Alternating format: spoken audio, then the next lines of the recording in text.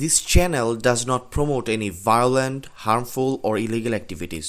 All content provided by this channel is meant for an educational purpose only. হাই আওয়ামী লীগ সম্বন্ধে কি হইলাম হাসিনা রে যে তুই যদি এখন যাস খরচ করলো যাইতারি পরে গেলে কিন্তু তোতে পেটিকোট সারা দর করিনি লেই বাক্সর মাঝে টিয়াটুয়া পরে আগে রাইকেল 14 সুট কেজি লগিয়ে ঠিক মতো কিন্তু পেটিকোট আর অন্য জিনিস বুকুর টুকুর জিন পরে ইনলো যাই না পারে ইন গুড়া বলে লইয়ারে খেললিয়া দেখি দিয়ে আর কি আইতো ন যায়। একটা মানুষ কতটা বেয়াদব হলে প্রকাশ্য জনসভায় এমন অশ্লীল মন্তব্য করতে পারেন? অথচ 2001 সাল থেকে 2006 সাল পর্যন্ত 5 বছর আওয়ামী লীগ সভাপতি ও সাবেক প্রধানমন্ত্রী শেখ হাসিনার সঙ্গে তার মধুর সম্পর্ক ছিল। এই দুইজনে মিলে তৎকালীন প্রধানমন্ত্রী বেগম খালেদা জিয়াকে সংসদীয় কুর মাধ্যমে ক্ষমতা থেকে অপসারণের ষড়যন্ত্র করেছিলেন। বিষয়টি অলি আহমেদ নিজেই গণমাধ্যমে ফাঁস করেছিলেন। গত 7 ফেব্রুয়ারি মহেশখালীতে জামায়াতে ইসলামীর কেন্দ্রীয় সহকারী secretary general AHM Hamidur Rahman আজাদের নির্বাচনী জনসভায় আওয়ামী লীগ সভাপতি শেখ হাসিনাকে নিয়ে LDP চেয়ারম্যানের এমন অশ্লীল বক্তব্য মহেশখালীর মানুষ স্বাভাবিকভাবে নেয়নি। বিশেষ করে আওয়ামী লীগ, যুবলীগ, ছাত্রলীগের নেতাকর্মী ও সমর্থকরা। অলির এমন বক্তব্যের পর থেকে মহেশখালীর বিএনপির প্রার্থী আলমগীর মোহাম্মদ মাহফুজুল্লাহ ফরিদের পক্ষে অবস্থান নেয় আওয়ামী লীগ। হঠাৎ ভোটের হাওয়া বদলে যায়। নির্বাচনের দিন সকাল থেকে হাজার হাজার আওয়ামী লীগ সমর্থক কেন্দ্রে গিয়ে বিএনপি প্রার্থীর ধানের শীষে সিল মারে, ফলে গণেশ উল্টে যায়। জামায়াতে ইসলামীর প্রার্থী হামিদুর রহমান আজাদের নিশ্চিত বিজয় হাতছাড়া হয়ে যায়। তিনি বিএনপি প্রার্থীর কাছে 34,843 ভোটে পরাজিত হয়। বিএনপির প্রার্থী আলমগীর মোহাম্মদ মাহফুজুল্লাহ ফরিদ পেয়েছেন 1,24,660 ভোট। জামায়াতে ইসলামীর হামিদুর রহমান আজাদ পেয়েছেন 89,817 ভোট।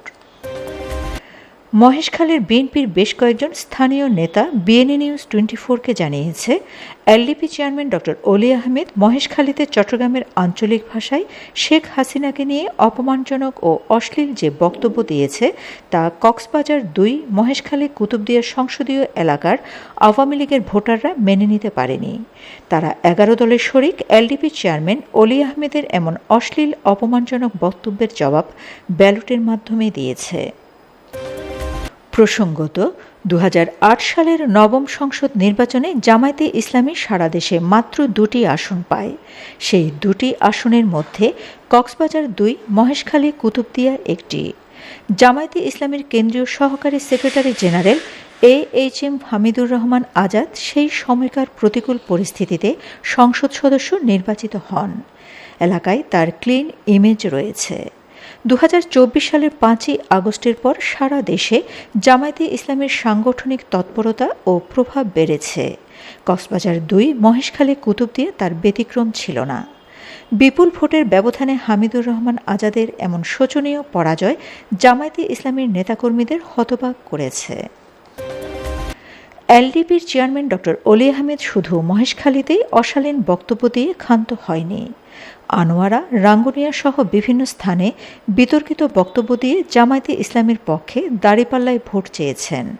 চট্টগ্রাম 13 আনোয়ারা জামায়াতে ইসলামীর প্রার্থী অধ্যাপক মাহমুদুল হাসানের নির্বাচনী জনসভায় অলি আহমেদ বলেছেন, 1991 থেকে 1996 সাল পর্যন্ত বিএনপির যোগাযোগ মন্ত্রী থাকাকালীন তিনি সব রাস্তা নির্মাণ করেছেন। অলির দাবি, আনোয়ারার মানুষকে তিনি প্যান্ট পরা শিখিয়েছেন। আনোয়ারা মানুষ ল্যান্ড সারা কোনোদিন তো জোতা লিয়ে আনেন না পারবেন কিনা, যদি পারবেন কি না পারে। অলি আহমেদের এই বক্তব্যে পুরো আনোয়ারাবাসীকে ক্ষুব্ধ করেছে, যার নির্বাচনের ফলাফলে প্রতিফলন হয়েছে। মানুষ দলে দলে বিএনপি প্রার্থী সরোয়ার জামাল নিজামকে ভোট দিয়েছেন। তিনি পেয়েছেন 1,25,460 ভোট।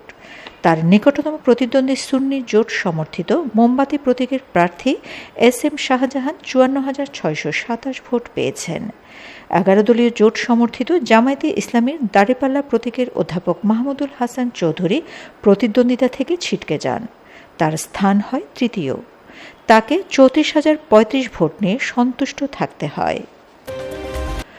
প্রসঙ্গত 1991 থেকে 1996 সাল পর্যন্ত বিএনপি সরকারের যোগাযোগ মন্ত্রী ছিলেন অলি আহমেদ। 1995 সালের শুরুর দিকে রাজনৈতিক আধিপত্য বিস্তারকে কেন্দ্র করে চন্দনাইশের সাতবাড়িয়ায় শাহজাহান নামে এক যুবদল কর্মী নিহত হয়। অলি আহমেদের সঙ্গে রাজনৈতিক বিরোধের কারণে পটিয়া পৌরসভার চেয়ারম্যান মাস্টার শামসুল আলমকে আসামি করা হয়। পুলিশ তাকে গ্রেপ্তার করে। তার জের ধরে 1995 সালের 29 মে পটিয়া সদরে গাছ কেটে ব্যারিকেড দেওয়া হয়। ফলে অলি আহমেদকে ইউটার্ন করে আনোয়ারা উপজেলার বিকল্প গ্রামীণ সড়ক ব্যবহার করে চন্দনাইশ যেতে হয়। তিনি কখনো কখনো হেলিকপ্টার ব্যবহার করে সরাসরি চন্দনাইশে তার নিজ বাড়িতে বা সরকারি কর্মসূচিতে অংশ নিয়েছেন। অনুসন্ধানে জানা যায়, অলি আহমেদ নিজের প্রয়োজনে আনোয়ারা উপজেলার সঙ্গে চন্দনাইশ উপজেলার সংযোগ স্থাপনে পাকা সড়ক ও সেতু নির্মাণ করেন।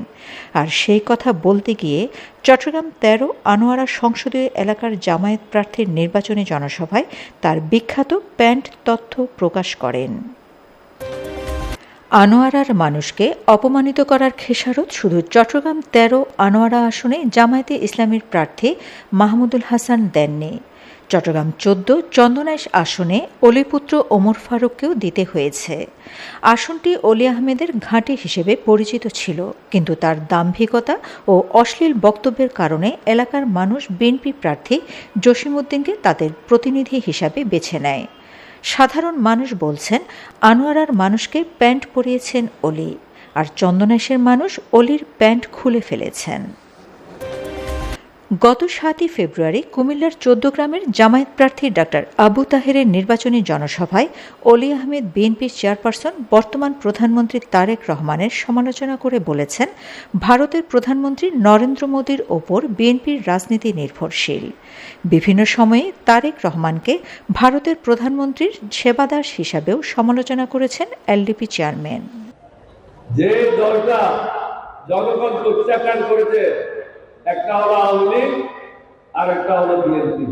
এটা প্রত্যাখ্যাত দল। যে দলের নেতা বলে আমি দেশে যাবো কিনা এটা আমার উপর নির্ভর করে না, এটা নির্ভর করে অন্য বিষয়ের উপরে। অর্থাৎ মোদী সাহেব অনুমতি দিলে আসবে, মোদী সাহেব অনুমতি না দিলে আসবে না। আপনারা কি মোদীর গোলাম? তাহলে চিন্তা করতে হবে, বাংলাদেশের লোকদেরকে চিন্তা করতে হবে কোন পথে যাবেন। মোদীর গোলামি করবেন না বাংলাদেশের জনগণের গোলামি করবেন? অনুসন্ধানে দেখা যায়, তারেক রহমানের চেয়ে নরেন্দ্র মোদীর সঙ্গে অলি আহমেদের ব্যক্তিগত পরিচয় ও সুসম্পর্ক বেশি রয়েছে। ভারতের প্রধানমন্ত্রী মোদী 2018 সাল থেকে প্রতি বছর ধারাবাহিকভাবে অলি আহমেদকে শুভেচ্ছা পাঠিয়ে আসছেন। আর এসব শুভেচ্ছা জানানোর কথা নিজের রাজনৈতিক কদর বাড়াতে নিজেই গণমাধ্যমকে জানাতেন। 2024 সালের 13 মার্চ এই বছরটিতেও আপনার জীবন সুখ ও সাফল্যে ভরে উঠুক। 2024 সালের 5 আগস্টের রাজনৈতিক পট পরিবর্তনের পর সারা দেশে ভারত বিরোধী সেন্টিমেন্ট তৈরি হওয়ার কারণে 2025 সালের 13 মার্চ ডক্টর অলি আহমেদের জন্মদিনে নরেন্দ্র মোদী শুভেচ্ছা জানিয়েছিলেন কিনা তা তিনি গণমাধ্যমে প্রকাশ করেননি। এলডিপি চেয়ারম্যান ডক্টর অলি আহমেদের সঙ্গে ভারতের প্রধানমন্ত্রী নরেন্দ্র মোদীর এই ব্যক্তিগত সম্পর্ক নিয়ে রাজনৈতিক মহলে নানা গুঞ্জন রয়েছে। রাজনৈতিক বিশ্লেষকরা বলছেন, এলডিপি চেয়ারম্যান ডক্টর অলি আহমেদের জামায়াতে ইসলামীর নেতৃত্বাধীন 11 দলীয় নির্বাচনী জোটে যাওয়াটাও বিশেষ অ্যাসাইনমেন্টের অংশ, যা বাংলাদেশের আগামীর ভূ রাজনীতিতে দৃশ্যমান হতে পারে। Shamima Chowdhury Shammi, BNN News 24।